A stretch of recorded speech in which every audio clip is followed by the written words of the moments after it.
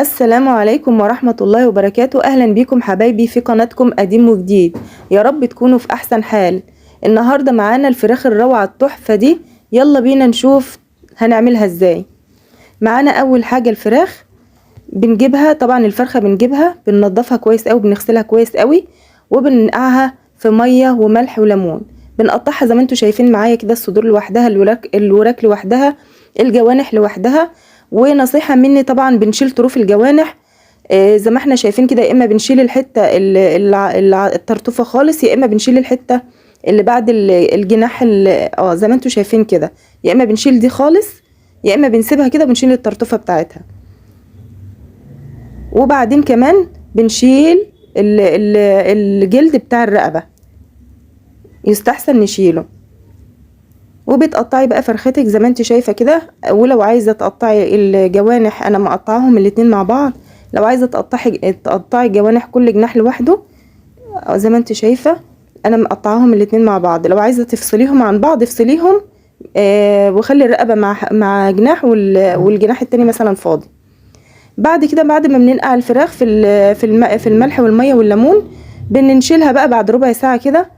وبعدين بنجيب بقى الفراخ بتاعتنا زي ما انت شايفه. انا النهارده هستخدم معاكم الوراك لاني عامله محشي، يبقوا شوفوا الفيديو بتاعه بعد الفراخ ده. هستخدم الوراك، انا هتبلهم كلهم مع بعض. بقطع الوراك بالطريقه اللي انت شايفاها دي. هوريكي الطريقتين، طريقه ان انت بتقطعي الجلد مع الفرخ مع اللحم بالطريقه دي، بتشرحيه بالطريقه دي. طبعا التشريح ده بيضمن لك ان انت التتبيله بتدخل في كل حته في الفرخه. بتشرحي الورك بالطريقه دي مع الجلد، بيديني شكل حلو جدا، بعد ما بيستوي بيبقى شكله جميل. بقطعه بالطريقه دي، وبفصل كمان الحوض، عظمه الحوض دي لازم بفصلها كده.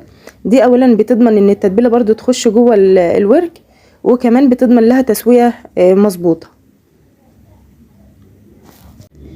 انا هنا جايبه معايا فرختين، هقطع الوراك بتاعتها، وطبعا الصدور عاملاها لوحدها. لازم شوفي افصل من عند المفصل كده، افصل من عند المفصل ونفصلها عن بعض، ونفصلها كده بالمنظر ده. وبالمنظر ده يكون معايا الورك مفرود وجميل وشكله حلو وروعه. هوريكم الطريقه التانية بقى، ان احنا بنزيح الجلد شويه وبنشرح كده اللحمه بس من بره، من على الوش ومن جوه الورك زي ما انتوا شايفين معايا كده. وبحط الجلد عليه تاني، بيبقى ولا كأنه مقطوع. اتحمر بقى واتحط عليه حاجة، ما تحطش حاجة، بيبقى زي الفل في الفرن. طبعا ده كله بنعمله علشان هنشويها في الفرن. اهو زي ما انتوا شايفين معايا كده، اهو بشرح كده من تحت الجلد، وبعدين بحط الجلدة تاني من غير ما تكون مقطوعة ولا حاجة، تكون سليمة معايا بالمنظر ده. بعد ما ده طبعا مغسوله ومصفيه من الميه بقى اللي احنا غسلنا فيها، اللي احنا نقعنا فيها شويه، اللي هي الميه بالليمونه بشويه الملح. دي طبعا الفراخ كده ما بقطعهاش الا بعد ما اصفيها، بشرحها التشريح ده بعد ما اصفيها خالص من الميه اللي كانت منقوعه فيها.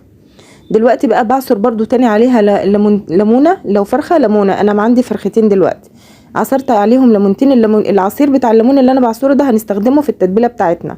يعني ده خلاص احنا غسلناها وكبينا الميه خلاص، ده بقى هنستخدمه في التتبيله. بعد ما اعصر الليمون كده هجيب بقى تتبيلتي، شويه التوابل اللي انا هحطهم على الفرخه بتاعتي. وطبعا يا جماعه مش محتاجه اقول لكم ان بعد ما بنغسل الفراخ وكده لازم ننظف حواليها، ولازم نعقم الدنيا، الحنفيات والحنفيه والحواض والحاجات اللي احنا عملنا عليها الفراخ دي، لازم نعقمها يا اما بميه وخل يا اما بميه وكلور، عشان نضمن سلامتنا وسلامه ولادنا. لان طبعا فيها بيبقى ميكروبات وبكتيريا وحاجات من دي.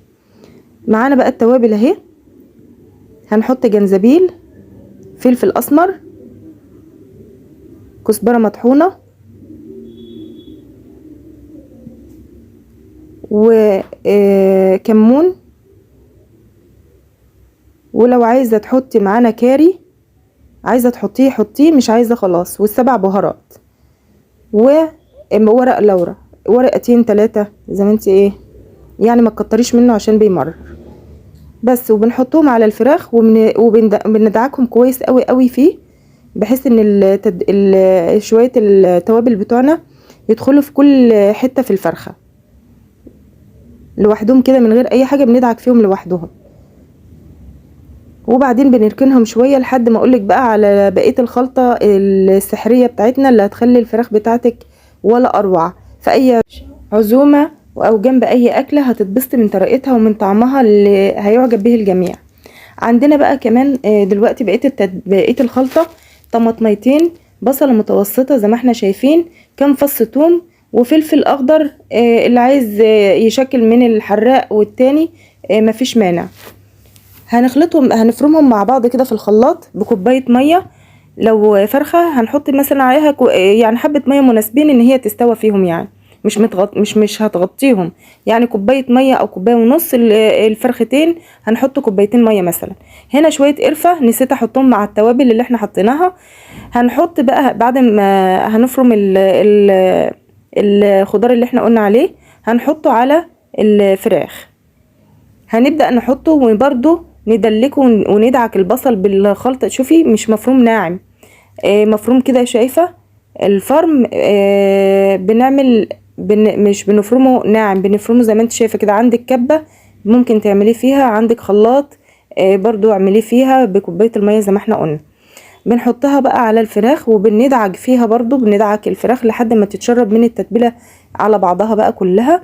بنركن الموضوع ده كله لمدة مثلا من 10 لربع ساعة برضو على ما الفرن بتاعك يحمى ويبقى قابل ان انت تحطي فيه الفراخ. طريقة بقى طريقة طبخها او تسويتها: انت هتعملي الفرن على اعلى درجة حرارة عندك، مش هتغطيها. كمان المفاجأة كمان انت لا هتغطيها بفويل ولا ورق زبدة ولا اي حاجة خالص. هتسيبها مكشوفة زي ما هي، هتسيبها مكشوفة، هتستوي من تحت ومن فوق ومن كل حاجة. شوية اذا انا رصصتها في الصينية بتاعتي اهي، شايفة المية يا دوبك كده ايه واصلة لنص الفراخ عندي باينة من المية فوقها، هتتحمر لوحدها. يا اما تحطيها كده في الفرن وتدي لها فرشه زيت، كل حته كده تدي لها فرشه زيت، يا اما تحط عليها فرشه صلصه زي ما انا عامل كده، زي ما انا عملت كده. الصلصه متوفره عندي في التلاجة، انا اللي عاملاها. ان شاء الله هنزل لكم فيديو بطريقه عملها. دلوقتي عايزه برضو انبهك على حاجه، انك ما تزوديش الميه على الفراخ، يا دوبك كوبايه او كوبايتين في ارضيه الصينيه. ما تغطيش الفراخ بالميه، لازم يكون الوش بتاعها باين زي ما انت شايفه كده علشان تحمر معاكي كأنها مشوية بالظبط مش مسلوقة. وكمان عشان تبان ان تطلع طعمها حلو ومشوي. تركه كمان ان انت اوعي تغطيها، ما تغطيهاش بورق ألمونيا، سيبيها على طبعا طريقة التسوية ان انت هتعلي الفرن على اعلى درجة عندك. اول ما تيجي تحطيها هيبقى على اعلى درجة، بتحطيها طبعا مكشوفة زي ما هي، بتسيبيها مثلا نص ساعة. بعد النص ساعة بتيجي تشوف الوش هتلاقيه احمر او بدأ يحمر او قرب او يعني فاضله حاجه بسيطه ويبقى يحمر. وطي بقى شويه، وطي النار شويه، يعني مثلا عندك الفرن على 260 على 240، خليه مثلا على 200 وسيبيها شويه لحد ما تتشرب بقى وتكمل تحمير الوش بتاعها. وهتطلع فراخ مشويه وجميله جدا جدا جدا، وطريقتها سهله. وبتحطيها في الفرن، ما بتقعديش بقى جنبها على البوتاجاز من فوق ولا حاجه، بتحطيها في الفرن وتخلصي بقيه الاكله معاكي، وهتشرفك في اي عزومة وقدام اي حد، والطعم تحفة تحفة وروعة. جربوها واكتبولي، ولو عجبتكم طريقتي ما تنسونيش بدعوة حلوة ليا ولأولادي بصلاح الحال، ودعموني بلايك وشير واشتراك في القناة. والسلام عليكم ورحمة الله وبركاته.